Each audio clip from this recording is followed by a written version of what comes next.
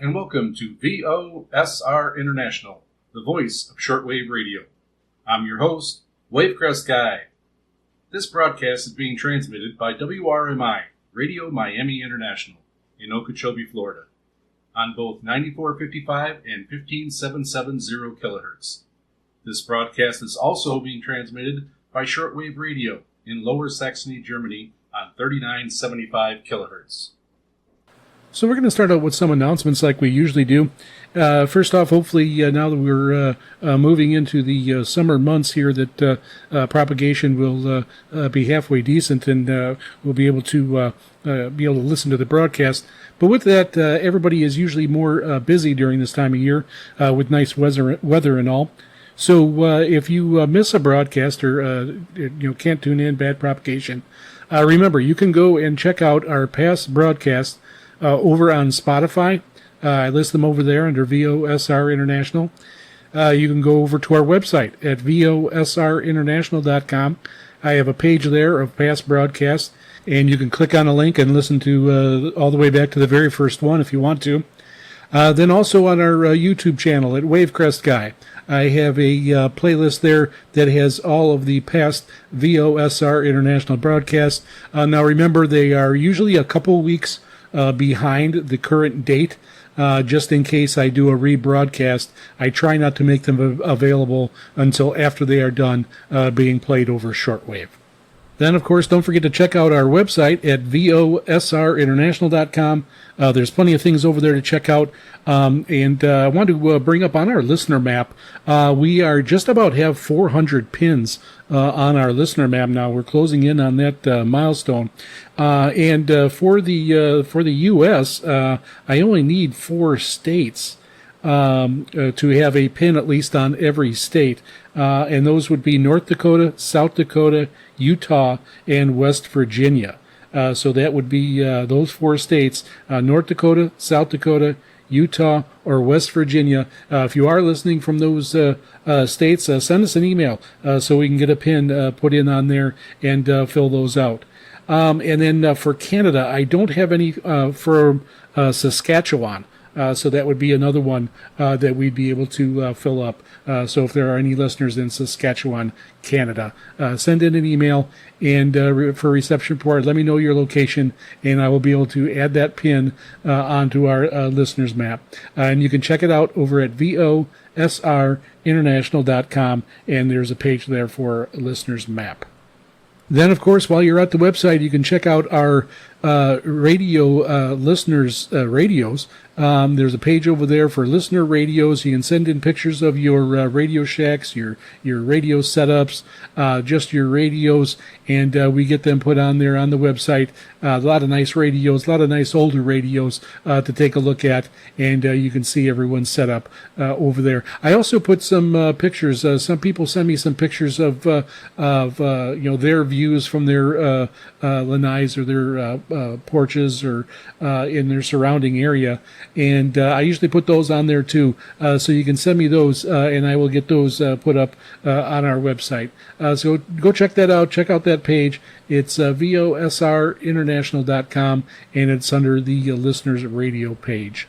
You can also sign up for our newsletter while you're there, and usually the newsletter is only when there's updates on change of frequencies, change in times, or things like that, or some new announcements that I want to make that I will click a post and it will go out as a newsletter. Right now we've got about 160 people signed up for the newsletter, so that's great. But if you don't want it, I understand. A lot of people don't want to fill up their emails with a bunch of junk, but this one is you'll be lucky if you get one a month when something changes, but it will keep you updated on the broadcast.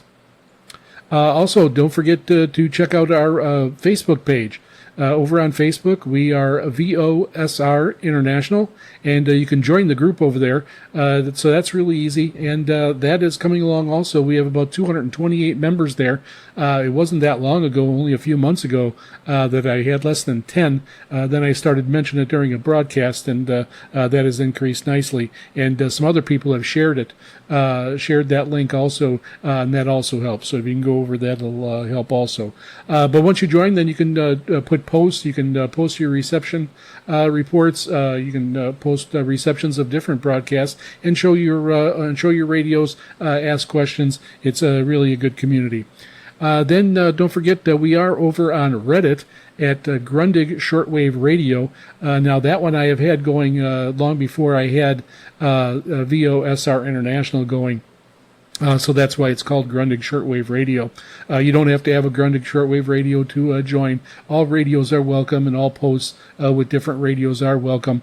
And that one, we've been around quite a bit longer. We have over 1,500 people subscribed to that group. So go over there and check that out. It's another good place. You can post reception reports. You can post your radios and ask questions. Really good group and helpful people over there. And lastly, if you want to check out our merchandise over on our website at VOSRinternational.com, we do have some merchandise over there. We've got VOSR notebooks, hats, shirts, coffee mugs, a lot of different stuff to go check out. Mouse pads, desk pads, some really nice stuff you can dress up your radio rooms with. And anything you purchase does help and support the show by purchasing airtime. All right, so on with the show. And now for another segment of On This Day in Shortwave Radio History. June 3rd, 1989, Radio Beijing's brave broadcast. On the night of June 3rd and into June 4th, 1989, a courageous news anchor at Radio Beijing, now China Radio International, departed from their script to report on the violent repression of protesters in Tiananmen Square. The English-language broadcast informed international listeners of the most barbarous suppression of the people by soldiers, detailing that many innocent civilians were killed by soldiers using machine guns on local residents. The announcer was believed to be detained shortly after this historic broadcast. June 3rd, 1922, early radio network development. According to Radio World, on June 3, 1922, the U.S. Navy successfully conducted early experiments in broadcasting a single-spoken message simultaneously from two different stations on different wavelengths. This marked an important milestone in development of radio networks to reach both nearby and distant listeners. June 3, 1940, wartime shortwave news. Historical records show that on June 3, 1940, recordings were made of shortwave broadcasts detailing the impact of the bombing raids on Paris. Those recordings served as a crucial on-the-ground news reporting during the early days of World War II, bringing immediate, direct news to international audiences. June 6, 2010, Silence on the Buzzer, UVB-76. In a rare dramatic deviation from its typical operation, the famous Russian number station known as the Buzzer, or UVB-76, went completely silent on June 5, 2010, before resuming its repetitive humming sound on June 6th. June 6, 1944. Shortwave radio played a critical role in broadcasting the news of D-Day invasion of Normandy to the world. Major networks used international shortwave to bring war reports from Europe to the United States. The shortwave radio was a primary tool for transmitting reports from Europe to the D-Day landings. Transocean, a German international shortwave service, reported on the landings at 12:37 a.m. NBC in New York used shortwave to bring live updates from combat, which were heavily affected by weather conditions. June 6, 1963. Radio 6 International was founded on June 6, 1963 in Scotland. This station has a long history of utilizing shortwave and often celebrates its anniversary with special transmissions around this date. June 7, 1944. Following the D-Day invasion on June 6th, U.S. radio networks were deeply engaged in special coverage mode. On June 7, 1944, at 5:45 p.m. Eastern Wartime, NBC's flagship station, WEAF, returned to normal programming after 41 hours of continuous coverage that relied heavily on shortwave radio reports from Europe. June 8, 2025, KTWR Guam. The station was known for its strong signals, announced that it would end its shortwave broadcast on October 31, 2025. June 8, 2019, Emergency Amateur Radio Activity. On June 8, 2019, an emergency traffic net was identified on the 20-meter amateur band, 14 88.245 kilohertz, where amateur radio operators in Hawaii, California, Florida, and Mexico City assisted the marine vessel Sea Harvest in the Caribbean after its navigation systems were disabled by lightning. June 10, 1982, Falklands War propaganda. Radio Atlantico del Sur. On this date, the British Ministry of Defense was operating a Spanish-language radio station from a BBC transmitter on Ascension Island, aimed at the Argentine troops during the Falklands War. That was May 19th through June 15th of 1982. Recordings from June 10th, 1982 are known to feature the station's content against the backdrop of jamming transmitters from Argentina. June 11th, 2014, Voice of Greece. This marked the one-year anniversary of the Greek government shutting down ERT, the Voice of Greece, shortwave service. June 11th, 2005, Wantok Radio Light. The inaugural shortwave broadcast of Wantok Radio Light from Papua New Guinea was recorded on 7120 kHz. June 13th, 2018, The Voice of Korea, the DPRK, was recorded broadcasting in English at 1800 UTC on 15245 kHz, featured an extensive report on the historic summit between Kim Jong-un and Donald Trump in Singapore held the previous day. And that concludes this segment of On This Day in Shortwave Radio History. Let us know what you think. Send us an email at VOSRINT@yahoo.com. That's VOSRINT@yahoo.com. Or head over to our website at VOSRinternational.com, and you can click on the mail icon and contact us that way. And now a segment on historic shortwave radio broadcasts. And I mentioned this in the On This Day segment, and I really thought that it deserved a special segment on its own. And I do have that recording that was broadcast over Radio Beijing, and I will be playing that shortly. It's only about 2 minutes long. First off, the protests were held back in April 15th to June 4th of 1989. And the protests were led by students and workers known in China as the June 4th, and it was known as the June 4th incident, and they were held in Tiananmen Square in Beijing. After weeks of unsuccessful attempts between demonstrators and Chinese government to find a peaceful resolution, the Chinese government initiated martial law in late May and deployed troops to occupy the square. On the night of June 3rd, in what was referred to as the Tiananmen Square Massacre, the events are sometimes called 89 Democracy Movement, the Tiananmen Square Incident, and the Tiananmen Square Uprising. So the protests were initiated by the death of the former pro-reform Communist Party General Secretary Yao Beng in April of 1989, amid the backdrop of rapid economic development and social change in post-Mao China. The movement's goals reflect the anxieties among the people and the political elite about the nation's future. Common grievances at the time included inflation, corruption, limited preparedness of graduates for the new economy, and restrictions on political participation. Although the protests were highly disorganized with varying goals, student protesters called for reforms including the rollback of the removal of iron rice bowl jobs, greater political accountability, constitutional due process, democracy, freedom of the press, and freedom of speech. Workers' protests were generally focused on economic issues, specifically inflation and the erosion of welfare. These groups united around the anti-corruption demands, adjusting economic policies, and protecting Social Security. At the height of the protests on May 15th, about 1 million people assembled in the square. As the protests developed, Chinese authorities responded with both conciliatory and hardline tactics, exposing deep divisions with party leadership. By May, the student-led hunger strike galvanized support around the country for the demonstrators, and the protests spread to some 400 cities. On May 20th, the State Council declared martial law. As many as 300,000 troops were mobilizing to Beijing, but were halted by a massive nonviolent resistance from the protesters and the Beijing civilian population. After several weeks of standoff and confrontations between the army and demonstrators, a June 1st meeting was held at the CCP's leadership, deciding to clear the square.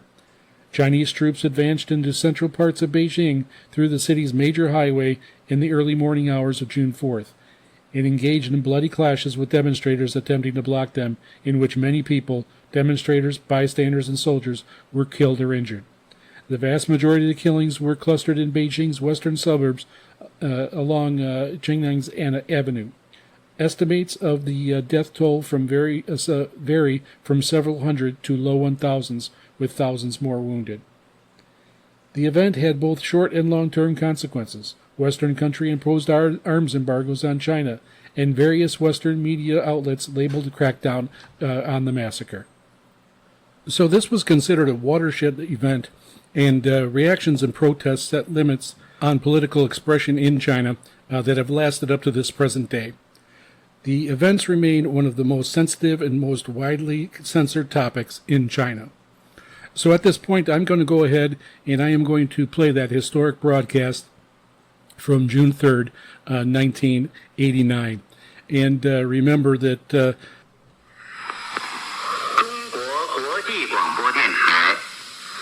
is Radio Beijing.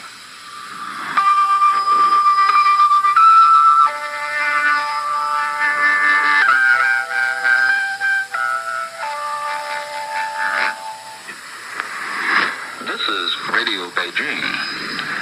Please remember June the 3rd, 1989. The most tragic event happened in the Chinese capital, Beijing. Thousands of people, most of them innocent civilians, were killed by fully armed soldiers when they forced their way into the city. Among the killed are our colleagues at Radio Beijing. The soldiers were riding on armored vehicles and used machine guns against thousands of local residents and students who tried to block their way. When the army convoys made a breakthrough, soldiers continued to spray their bullets indiscriminately at crowds in the street. Eyewitnesses say some armored vehicles even crossed foot soldiers who hesitated in front of the resisting civilians.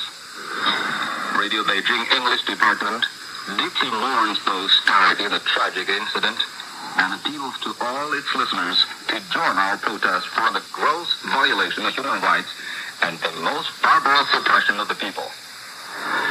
Because of the abnormal situation here in Beijing, there is no other news we could bring you. We sincerely ask for your understanding and thank you for joining us at this most tragic moment. the announcer was believed to be apprehended by authorities shortly after the broadcast and detained for several years. So let us know what you think. Did you pick up this broadcast? Do you remember hearing about it when it was broadcast on shortwave radio on Radio Beijing? Let us know. Send us an email at VOSRINT@yahoo.com. That's VOSRINT@yahoo.com. Or head over to our website at VOSRinternational.com, and you can leave us a message that way. All right, this next segment here is going to be an announcement for a DXing contest. We got an email from Bernd in Germany, and he sent this message, and it goes, "Hello, my name is Bernd. I am a longtime member of the Worldwide DX Club, the WWDXC, in Germany. I'm going to start a DX contest during the FIFA World Cup in June-July of 2026. Therefore, I'd like to inform you and your members/listeners about this event. Please distribute this information where you like. Contest rules and information sheet will be found enclosed and can be downloaded on the website here that I have a link that I will be posting. I appreciate your help and thank you very much. Greetings from Germany." Yes, so I'm happy to do this. I was going to put this in the mailbag segment, but I wanted to do a separate segment on this because if there are events like this that have to do with shortwave that are being held throughout the world, please let me know, and I can get them on the air here, and so people are aware of it, and hopefully people will be checking them out. So I will be doing a page on my website. Go to VOSRinternational.com. and go check it out. I'll probably announce this because it's not going to be till June or July, and I will being announced this a few times before this event happens. But he did send me a page here, and it says the FIFA World Cup contest starts at 0000 UTC on June 11th and ends on midnight on July 19th, 2026. So it's a long time, and to be able to get receptions recorded. Listening to one BC station of every country of the World Cup teams. Each country station can be logged only once. Only broadcast stations, no web SDR, DRM, military, amateur, pirate, meteorological stations, or your own local receiver antenna. With your own local receiving antenna. The frequency range is 150 to 30,000 kilohertz, and only stations according to WRTH. Listening at least 15 minutes. The scores for the competition will be like this. 3 points for a station and transmitter in the same country. So 3 points if you're in England and you pick up the BBC or WOF. 2 points for a station in country. And that would be 2 points for England and also SLA. And then 1 point for a transmitter in country. 1 point for England. And then 1 extra point logged during the game. 2 extra points for both final teams during the game. And only 1 log per country, a maximum of 42 logs. The logs must contain useful references. So you have to have the name, address, receiver, antenna, frequency, date, time, SINPO, station transmitter, language, and details. And a short declaration as follows. I take the responsibility of myself that I have listened to all the stations reported during the time and validity of the contest. A prepared log sheet is available on www.dxc.de/contest. The log sheet with your participation fee must be sent to the contest manager. I've got the address here. Is going to be DORFSTRT 6AD-23795, Stripsdorf, Germany. I'm going to have this all this information. This whole sheet is going to be on our website at VOSRinternational.com, so you can check it out there. And it must be received no later than August 15th of 2026. The participation fee is a minimum of €5 to be sent with your listening list to the contest manager or PayPal to contest at www.dxc.de. Each participant will receive a certificate of participation. The private prizes for the best 3 participants are as follows. Number 1 is a WRTH 2026 printed edition. Number 2 is a digital sat from ADDX on a USB stick, and the same for the 3rd place. Prizes are sponsored by ADDX. For any further information, please write the contest manager. So you can go ahead and check this out over on our website at VOSRinternational.com, and make sure you get your entry sent in so you're ready, because this contest is going to be starting on June 11th. And you'll want to be all ready and set when that date arrives. So send us an email at VOSRINT@yahoo.com, VOSRINT@yahoo.com. Let us know if you'll be entering the contest. Have you done these contests before? These happen throughout the world in different clubs. So let us know if you participated in these. And thank you very much, Bernd, for this information. And we will keep you updated. And I will have all this information over on our webpage at VOSRinternational.com. And now on to the mailbag. First off, I want to put out a big mahalo, a big thank you to KG7M for, again, helping me out here at VOSR International. He's put together some posters that I've been posting a few hours ahead of time, ahead of the broadcast, on certain, on our website, on our Facebook page, and on other Facebook pages, on YouTube, and also on Instagram. Just a reminder that our broadcast is coming up, and he put together some posters that are really cool, really neat, and the one for Germany that we broadcast on Thursdays on 3975 kilohertz and 6160 kilohertz at 1800 UTC. He also did a poster, and if you're in the U.S. or someplace that doesn't get that transmission, you can go to this poster, and it's got QR codes on it, and you can click on them and or capture them, and they will show you how to use a web SDR so you can pick up the broadcast. So really cool. I wanted to give him a shout out here on air and thank him very much for taking the time. I know these take time to do, and you'll know what I'm talking about when you take a look at them and when you see them. So thank you so much for all your help. And now over to a post that we had on Facebook on our group there at VOSR International. Eric from Riverside, California, posted best frequency and time for me on the U.S. West Coast is Saturday at 0200 UTC on 5850 kilohertz. Thanks for that, Eric, and thanks for listening. And next we have an email from Carrie from Finland, regular listener, and writes, hello, the reception in Finland was a little weaker than in Sweden, where I listened to you via SDXF's own SDR SID in Sweden. It came in at an S9 plus 20. I heard that you have had received more than one reception report from Finland or Sweden. So the word of VOSR is spreading, and that is nice. I put some sound clips attached to this email.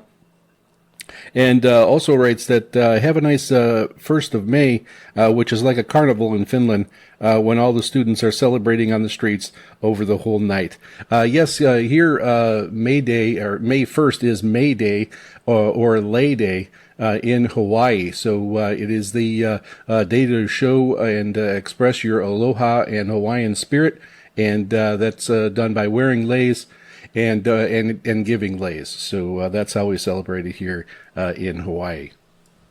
And thanks again for your reception report, Carrie. And next we have an email from Bernd in Ottenau, Germany. And he writes, greetings from VOSR.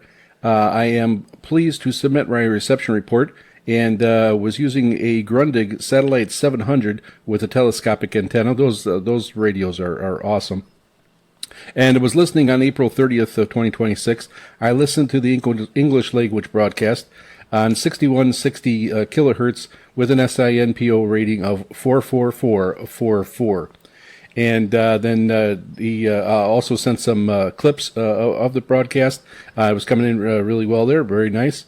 And he requested a QSL card. And just a reminder, I have these cards ordered, and they should be coming in around the 10th of May. So I am going to be a little bit backed up in getting them out, but they will be coming soon. So hopefully when I get them, I will start writing them out, and I will try to respond to everyone to let them know that they are in the mail.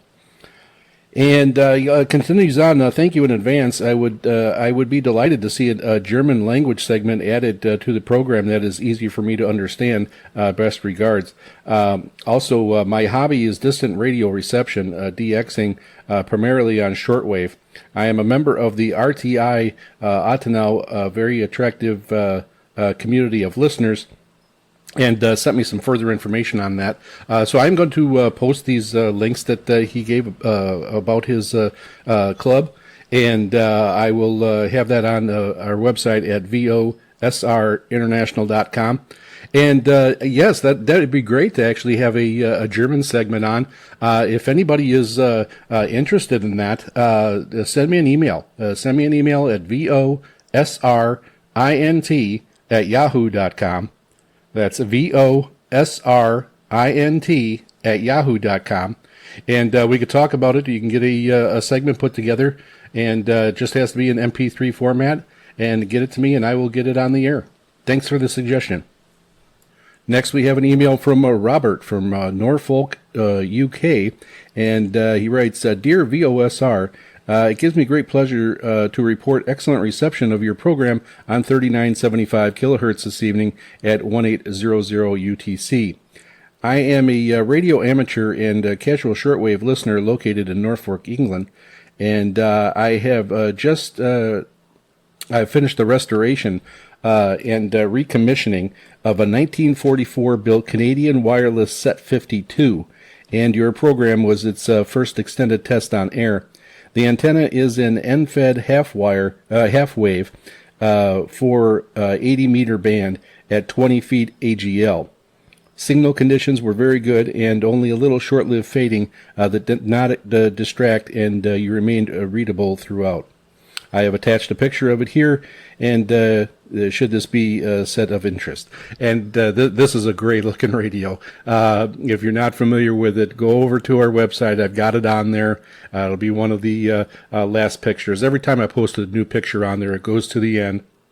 But you can you'll click on random pictures throughout, or you can just flip through them, and you can flip through them forward or backwards, so you can start at the end if you'd like.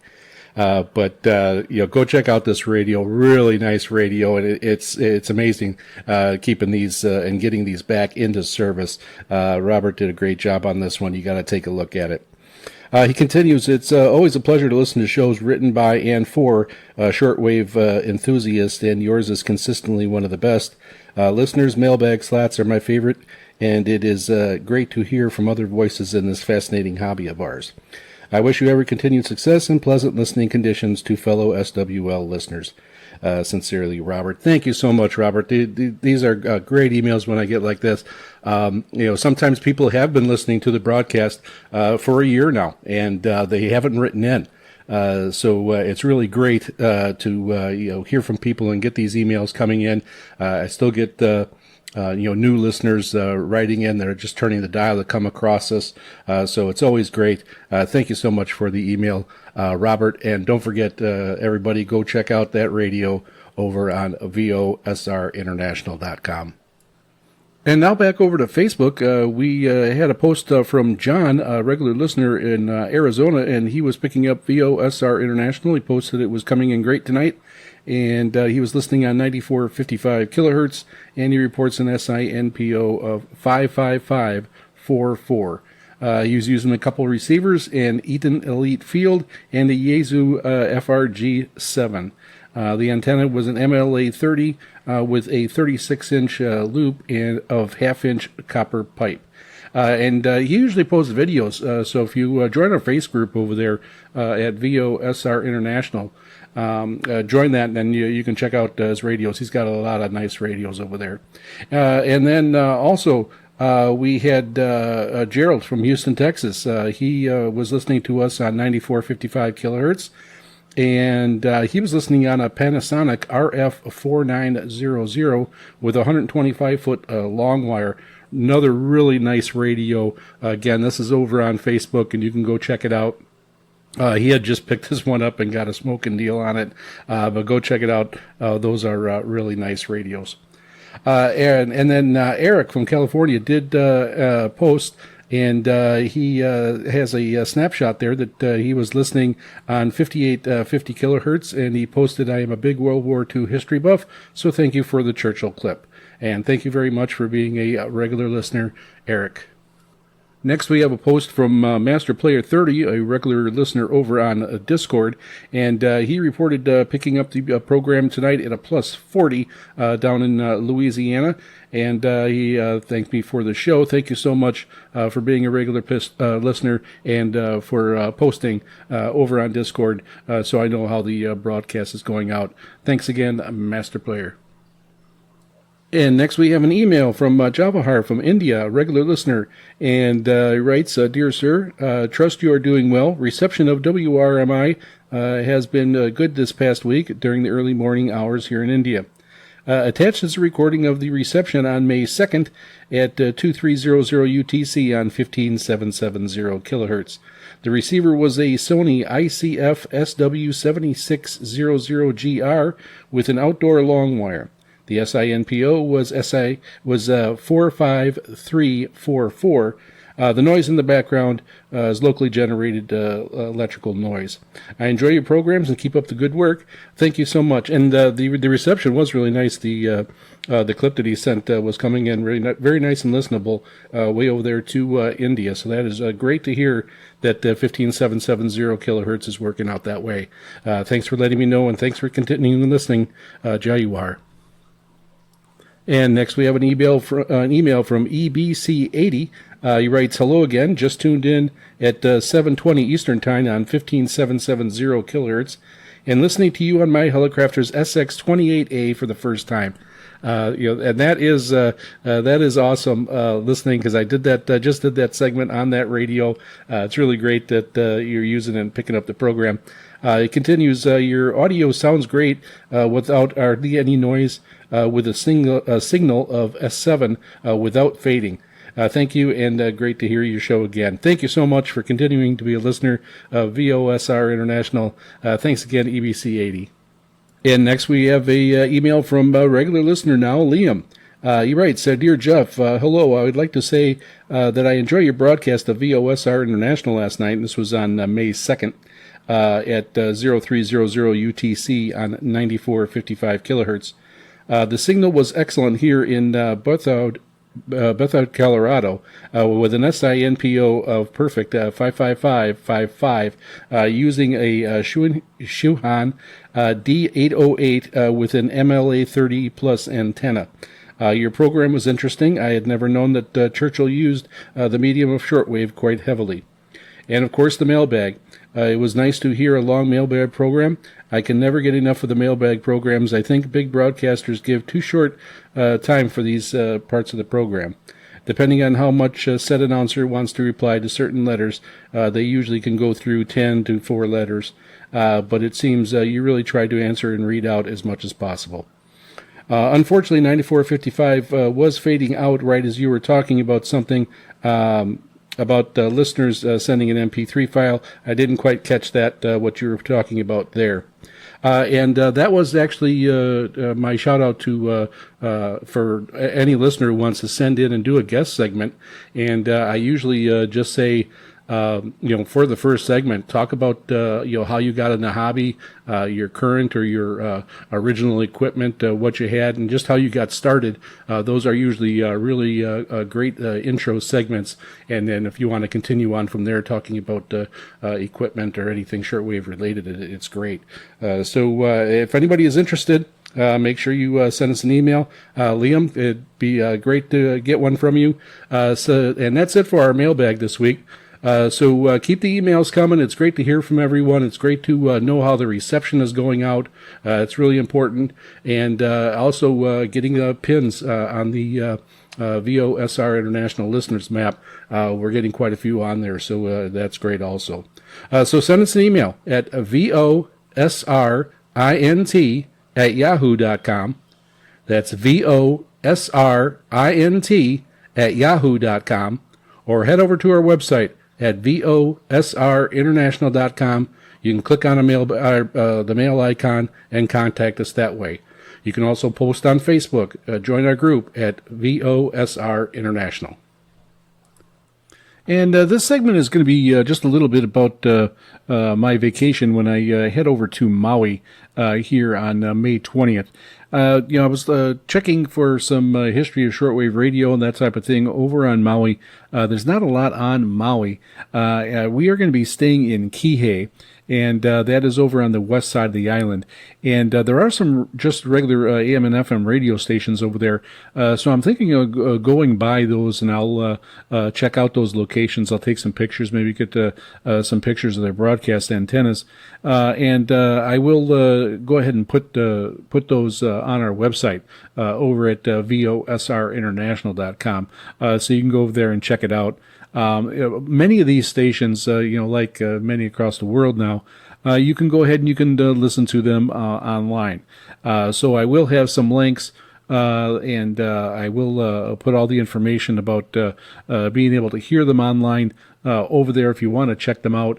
Some of these are going to be local Hawaiian radio stations playing Hawaii music, but there's quite a few different stations here. There's quite a few reggae stations in Hawaii, and then there's also smaller local stations that play regular rock, and of course some sports and news broadcastings stations that are available too. So I'll see how it's like when I get there. I'm going to go ahead and check out these stations. I'll put them in my Google Maps, and I'll see if I can drive around and check them out. And then you'll be able to see them and even go ahead and try to listen to them if you want. Now, of course, I live over here in Molokai, and that is a part of Maui County. So on this vacation, I'm flying over, but I'm really not even leaving the county. So I'm staying in Maui County, and we do get some FM radio stations here from Maui. And so that's what we listen to when we're in our car. And, I think there are... we've got at least 5 or 6 stations that we rotate through.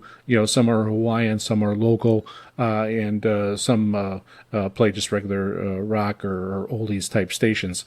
So it kind of runs the gamut of what we got there in the car. And in general, depending on our location on the island, we get them in pretty well. There are a few times where we get behind the mountain and the sea cliffs here, and the station gets blocked for a little bit. But in general, they're pretty good.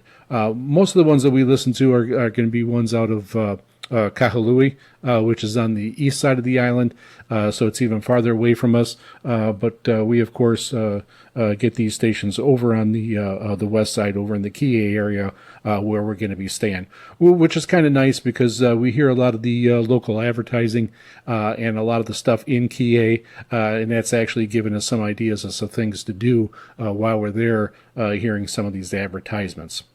So I'll end out having a page over on our website at VOSRinternational.com about my vacation over on Maui. So if you want to check it out and check out some things over there, if you have any questions at all about Maui and Hawaii, feel free to send them over. Send us an email at VOSRINT@yahoo.com. That's VOSRINT@yahoo.com. I'd be happy to answer any questions about Hawaii. I do get some questions and some emails about that. No problem at all if you are coming to visit or if you have some questions. So again, this isn't so much with shortwave radio, but it is going to be something I'm going to be gone for a little bit. And again, I did mention I may have a rebroadcast or two because of this trip. I still, when we start to pack, I'll decide if I'm going to be able to want to try to take my laptop and microphone here so I can do some recording while I'm over there. So that may still happen yet. I haven't really decided. But so you may even have a broadcast that might be a little bit more Hawaii driven because I will be staying over on Maui. Hopefully it's not going to be too crowded yet. It's going to be before Memorial Day. Schools are still in session, so hopefully it won't be too bad that way. But we're really looking forward to the trip. And we'll see if we can work any more information onto the show so you guys can follow along. So let me know. Send us an email at VOSRINT@yahoo.com. That's VOSRINT@yahoo.com. Or head over to our website at VOSRinternational.com. VOSRinternational.com, and you can click on the mail icon and contact us that way. And now we're going to do an equipment segment, and this one is going to be about one of the more popular radios around, the Texan PL330. Now, I did purchase one of these radios a while after I started this broadcast, and I sent it over to my brother-in-law so he can listen to the broadcast. They live over in Tennessee, and they didn't know too much about shortwave radio. So I looked around for a decent one to pick, and I ended up getting this one. I chose this one because there was also, if there's any interest in listening to ham operators, there is a single sideband available on this model, which makes it really a desirable model for people who want an all-around radio and to get into the all the different bands of the hobby. So when I purchased this, it was about $75, and this was quite a while ago. Right now, it is on Amazon here in the U.S. and is $84.99 with free delivery. So still not too bad, especially with that added feature of having a single sideband. So that that really puts a jump to some of these radios. If you don't have single sidebands, just get a regular AM/FM shortwave radio. You can get down to under $10 even for some of these cheaper Chinese imports. You get to some halfway decent radios in the over $10 to $25 range, and then once you get into $50, and then you could start looking on spending a little bit more and getting that extra feature of having a single sideband. Now, this is a portable radio, a pocket radio. It's very small, and so you can definitely put it in your pocket, carry it around, and it's got a lot of good features on it that we'll go over. But if you are looking for something to have on a desktop or something like that, while you can do that with this radio, remember it is a small, designed to be portable radio, so all the buttons, and there are quite a few buttons on this radio, are all going to be multi-use and very close together, so they make it a little bit hard with somebody with fat fingers like myself to be able to operate the radio and make it a little bit more enjoyable. But in general, this is a very intuitive radio. It is pretty easy to use, and you'll get to understand how to use the features and get to the features pretty quickly when you're using the radio. So with that, I will mention the dimensions that are listed in the description when you buy this, and these are going to be in millimeters. So it is 139 by 85 by 26 millimeters. So again, really small, compact. So it'll be a take anywhere radio. And another thing about this Texan model, it is a very good radio. It operates really well. It's got good features, and you will be able to pick up a lot of broadcasts with this radio. Now, it comes with a small manual, and it does have a small drawstring type pouch that comes with it. And there are a couple really nice features in there that you definitely want to take advantage of. And one is it does have an antenna jack, which is really important when you're listening to shortwave. I can't stress enough having a good antenna, whether it be a long wire if you have the room for that where you live, or have to purchase some type of loop antenna like the MLA 30 Plus or K180 WLA or K480 WLA. Those will all work with this radio. Getting antenna that pairs well with the location that you're at is going to be really important. But this will operate really well, and it is a good performer. All right, so I'm going to go over the description of this radio a little bit, just to give you an idea what's included and what some of the features are. This is a digital portable receiver with comprehensive radio frequency coverage, including AM, FM, long wave, short wave, and single sideband. It adopts modern DSP digital demodulation technology as well as synchronized detection for enhanced and unparalleled reception sensitivity, selectivity, and anti-image interference capability across the bands. A premium full range of 8 ohms and 250 milliwatt speakers delivers loud, rich, crisp, dynamic, distortion-free sound for the utmost entertainment experience. It has a 3.5 millimeter stereo earphone jack for private listening. Stereo earphones are included with the radio. Other convenient features include an alarm clock, a sleep timer up to 120 minutes, external antenna input, 3.5 millimeter audio output, 850 memories for easy access to frequent listen stations, and a key lock function to preserve your settings. Now, depending on your location, you're going to do really well with the telescopic antenna on the radio. But of course, it always helps to get that external antenna, like I mentioned. And, depending on where you live also, it might be a necessity that you'll have to have one. But having that and being a portable radio, you can take this anywhere, and hopefully you can go to an area that conditions improve, where you don't have much interference, which is the big thing. So these are things that you have to keep in mind, and that's going to be when you're getting any radio or talking about any different type of radio. But this one is I wouldn't consider this a beginner's radio or a starter's radio. This could be the one radio that you're going to use all the time, and your main radio. It is that good, and especially for the price in this price point. If you're not sure about getting into shortwave radio, how much you'll use it, there are more entry level different radios that you can get. Some of those I went over before, like some of the XH data models. Those are much cheaper, and it'll give you an idea whether you want to continue on with the hobby. This will, like I said, get you into a different aspect of the hobby, since those lower end radios won't have a single sideband. Now again, getting that is kind of a different ball game, and it depends where you're located at.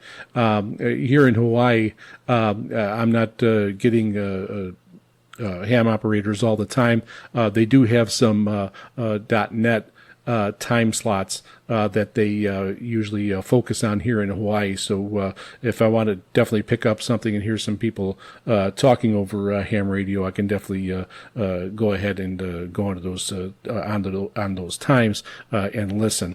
I've gone over a few of those in past segments, so you can go back into our past history of our broadcasts, and you can listen to those for what's available here in Hawaii. But if you're on the mainland, it's probably going to be a lot of the time that you can go ahead and check out the frequencies there, the most popular ham frequencies, and you'll be able to pick up people talking and start out that way. And then a little bit about Texan itself. Texan's been around a long time, making radios. They have a pretty good reputation. They make some really nice radios, and they've got quite a few different portable radios that you can take a look at and decide on which one is right for you in many price points. Then they go all the way up to desktop models, and some of those are really good. And some of them are standards and have been that way for a long time, and they have some of the best-selling radios out there. So they're known as being well built, and occasionally you will run into some negative feedback online with a bad tuner, a bad knob, or a bad button that isn't working, and that's going to happen from time to time, pretty much with any brand.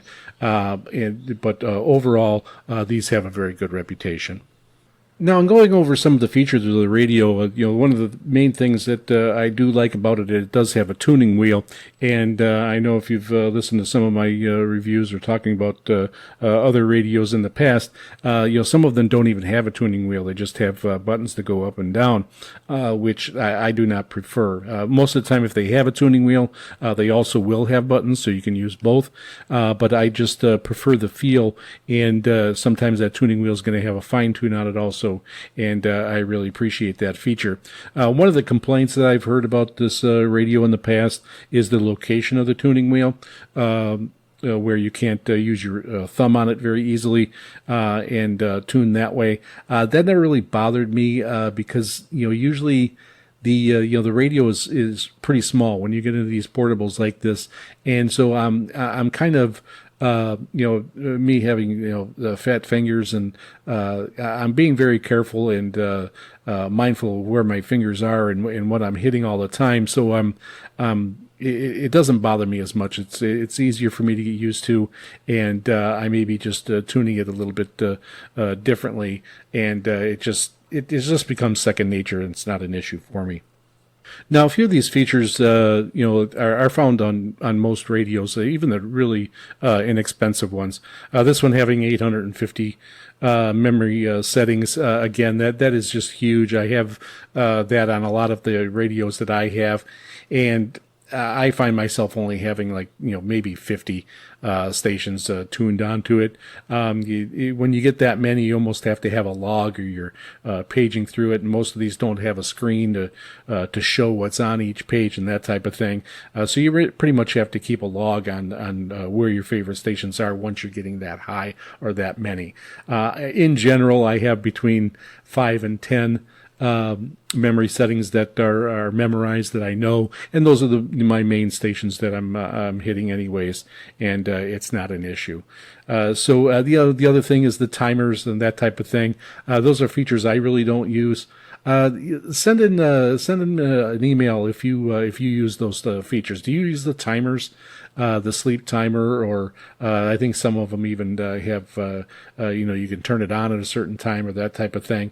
Let me know if you use those features. I don't know many people that use those type of features, but I suppose if you're going to be recording a show or something like that, it might be helpful.